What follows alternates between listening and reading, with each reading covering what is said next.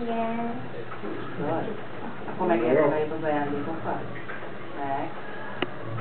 Jó, most mutatjuk az ajándékot.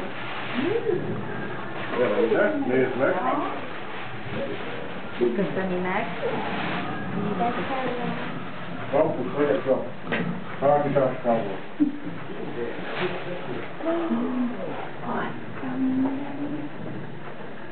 Az összeset? Az összeset, megérdemli ezt. Ennyi ajándékot kap, nézni, oda is mi mindent kap. Na, azért van egy kis De azért szerintem az is van, mert ma nagyon sokat tartottunk. Adjuk csak azt a virgást.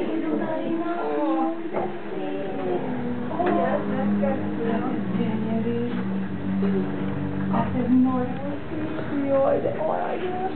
Na, és utoljára kapsz egy virgást. Egy virgásot is, igen, azt igazából az. Ha ez a virgás, mert nem tudtam, hogy mi a virgás, ez a virgás, ezt kapják a rossz gyerekek. Aki nagyon rossz volt, az csak virgásot kap, de te jó volt. Mi ajándékot nem?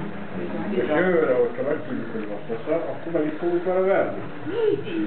Így. Azért jó, hogy most magamon azért, hogy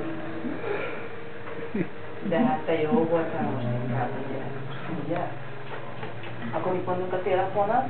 Köszönjük, hogy eljöttél hozzánk, ugye? További jó. Nem, meg tovább. Még mi itt a többi gyerek? Ugye, még sok helyre kell menni. És a Krampus mindenhol megy vele? igen, muszáj neki. Nagyon sokszor gyerek. Adjál puszit a télapónak, Pici. Télapónak adj egy puszit. De A Krampusnak? Hogy eljött hozzánk, hát olyan aranyos. na, viszontlátásra. Sziasztok! Sziasztok! Dávid és kap egy virgásot, köszönjük szépen!